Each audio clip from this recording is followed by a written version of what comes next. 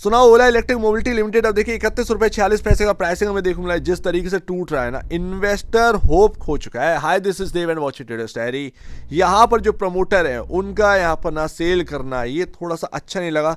हालांकि क्वांटिटी इतनी बड़ी नहीं है कि प्रमोटर बिल्कुल कंपनी छोड़कर चले गए, ऐसा कोई बात नहीं है।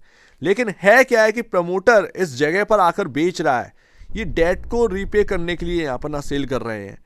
तो क्या हालत इतनी खराब हो गई है, क्या इतना कंपनी के अंदर दिक्कत आ चुकी है कि आज शेयर्स बेचने पड़ रहे हैं? ये थोड़ी सी दिक्कत बड़ी बात आ जाती है। ऐसी कोई बात नहीं है कि यहाँ पर ना प्रमोटर चला गया। अगर प्रमोटर चला जाता तो आज लोअर सर्किट पर होता, लेकिन स्टॉक लगातार गिर रहा है। कॉन्फिडेंस बिल्कुल बिगड़ चुका है इस स्टॉक में।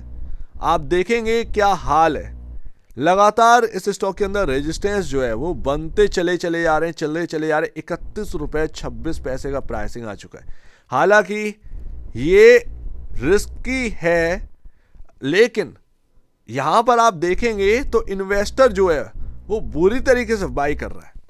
यानी कि इन्वेस्टर यहां पर समझ रहा है कि आज की डेट में जो भाव चल रहा है, जो मार्केट कैप चल रहा है, अब सही समय चल रहा है खरीदारी का, अब सही समय चल रहा है। लेकिन अभी भी जो पैसा डाल रहे हैं वो रिस्की एक स्टॉक के अंदर पैसा डाल रहे हैं। क्या होगा क्या नहीं पता नहीं है। और ऑलरेडी मैंने आपको बता चुका हूं कि हाँ, समय चल रहा है, स्टॉक का भाव एक सही जगह पर आ चुका है एंड यहां से आप बाई कर सकते हैं। लेकिन टूट रहा है स्टॉक तो वो कॉन्फिडेंस खराब कर रहा है। तो जाहिर सी बात है, आप देखेंगे स्टॉक के अंदर बॉटम नहीं, बॉटम बनना कहां है। ये सेल्स के नंबर देखिए, ये जो 4 डिजिट वाले जो नंबर है, 4 डिजिट वाले जो नंबर है, वो अब आपके 3 डिजिट में आ चुके हैं। फाइनेंशियल्स बहुत बिगड़ चुके हैं। जब तक यहां पर बॉटम नहीं बनेगा ना, तब तक आपका यहां पर स्टॉक रिएक्ट नहीं करेगा। स्टॉक के अंदर बॉटम नहीं बनना है। जो क्वार्टरली नंबर्स आपके खराब हो रहे हैं, सेल्स का नंबर 600 करोड़ का आ चुका है, ये नंबर इतना खराब हो चुका है, 1500 1400 करोड़ वाला सेल्स का नंबर आज 600 करोड़ का रह चुका है। तो बॉटम यहां बनना है। क्या यहां से फाइनेंशियल सुधरेंगे? अगर सुधरेंगे देन वो स्टॉक के अंदर भी बॉटम बना देगा। लेकिन अगर फाइनेंशियल इसी तरीके से बिगड़ रहे हैं, क्वार्टरली नंबर अच्छे नहीं आ रहे हैं फिर से, तो वो आपका स्टॉक बॉटम नहीं बना पाएगा। तो इस बात को आप समझिए, 31 वाला 25 भी होगा, 25 वाला 20 भी होगा, जब तक ये नंबर खराब आएंगे। आज की डेट में 13,797 करोड़ का मार्केट कैप पहुंच चुका है। ये पता है मार्केट कैप कितना है? ये जब एथर आया था तो इतने ही मार्केट कैप पर था। आज एथर जो है वो हो चुका है ओला इलेक्ट्रिक के मार्केट कैप पर, और एथर के मार्केट कैप पर ओला आ चुका है। ये पूरा यहाँ पर ना चेंज हो चुका है, सिनेरियो ही पूरा बिगड़ चुका है। 13,797 करोड़ का मार्केट कैप रह चुका है। हाँ, उस मार्केट कैप से तो बेहतर ही है जो 70,000 80,000 करोड़ का हो चुका था, जब ये स्टॉक 110 120 130 140 155 के आसपास तक गया था। वहां से तो काफी गुना बेहतर है, वहां से ज्यादा अच्छा है। अब यहाँ पर जो रिस्क ले रहे हैं उनके हाथ में रिवॉर्ड लगना होगा तो अच्छा लग जाएगा।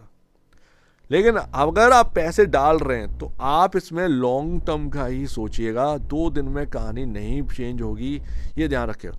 कोई एक ऐसा मॉडल जो ये कंपनी लॉन्च करे एंड वो ये दिन बदल दे, अगर वो मोनोपोली यहाँ पर ना निकाल कर लेकर आए, देन सारी चीज़ें चेंज हो जाएंगी। ओला इलेक्ट्रिक शायद वो रिटर्न बनाकर दे दे आपको कि किसी ने सोचा भी नहीं होगा। आज की डेट में ओला इलेक्ट्रिक की बात करी जा रही है कि ये स्टॉक 10 पर भी आएगा, 12 रुपये पर भी आएगा। क्या ये बुक वैल्यू 9 रुपये 35 पैसे जो बुक वैल्यू है वहाँ तक आएगा? God knows. क्वार्टरली नंबर्स और ख़राब हुए तो वो बिल्कुल 20 वाला 15 12 भी होगा, 10 भी होगा। तो होने को कुछ भी हो सकता है, ये ध्यान रखिएगा।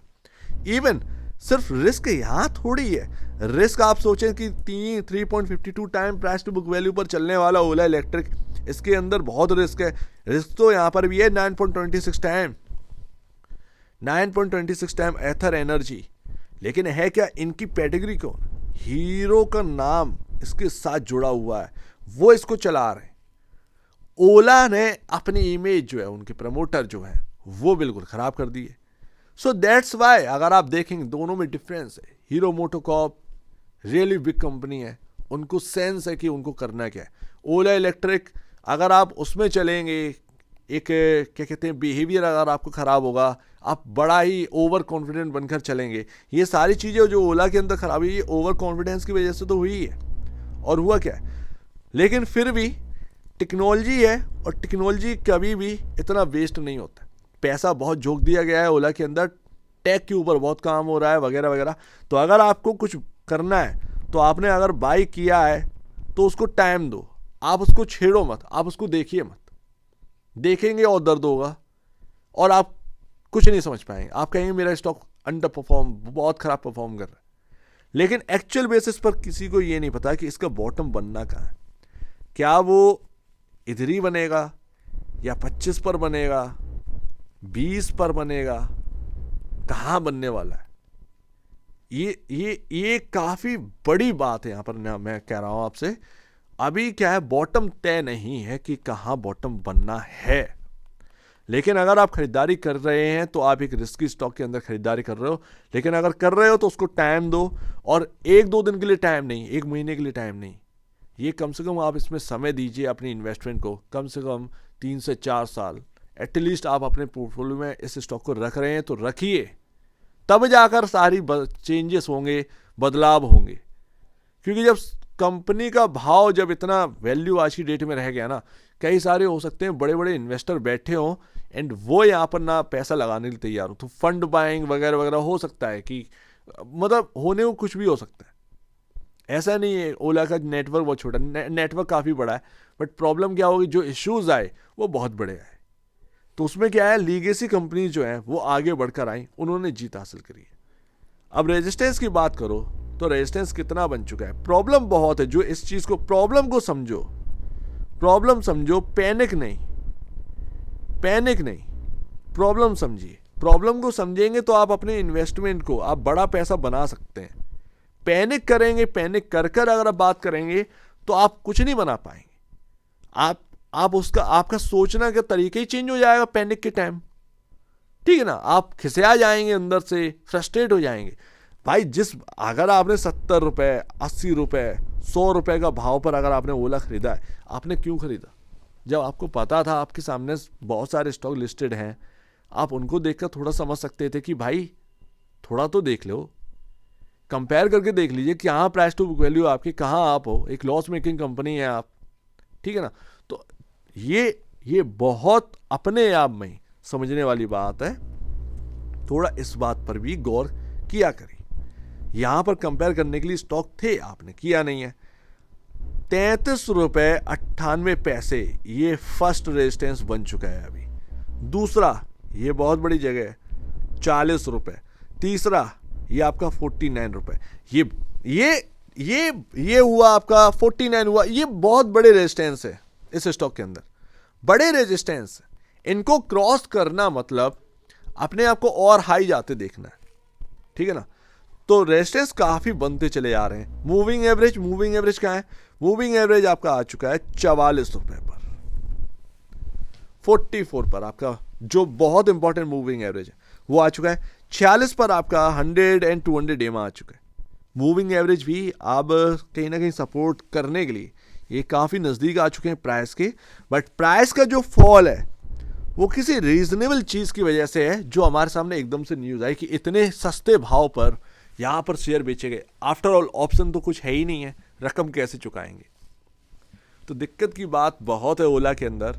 पर इन्वेस्टमेंट अगर आप कर रहे हैं आज इस समय इस प्राइस पर, तो ध्यान रखिए प्राइस खराब नहीं है, लेकिन स्टॉक का, कंपनी का वक्त बहुत खराब चल रहा है। एंड ऐसे में आपको टाइम देना पड़ेगा, लंबा टाइम दीजिए अपने इन्वेस्टमेंट को। क्योंकि एक तो आपका फेवर क्या कर रहा है, मार्केट कैप। यही अगर आप 50,000 40,000 करोड़ की मार्केट कैप पर अगर आप बाई करते हो ओला के स्टॉक को, तो आपको वो बेनिफिट नहीं मिलता। लेकिन मार्केट कैप आप आज की डेट में आ चुका है 13,000 करोड़ की मार्केट कैप। तो 13,000 करोड़ का मार्केट कैप जो है, यहाँ से कई गुना हो सकता है, बट 40,000 करोड़ का मार्केट कैप कई गुना नहीं हो सकता था। दोनों में अंतर है। आज रिस्क काफ़ी मैनेज हो चुका है, तो आप इसकी तरफ जा सकते हैं। लेकिन अगर क्वार्टरली नंबर खराब आए तो ध्यान रखिएगा, ऑलरेडी मैं कह रहा हूँ कि रिस्की स्टॉक है।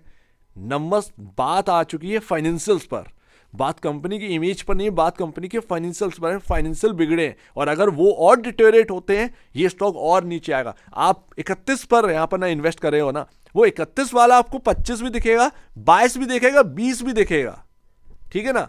और खराब आए नंबर वो 20 वाला 18, 15, 12 दिखेंगे फिर।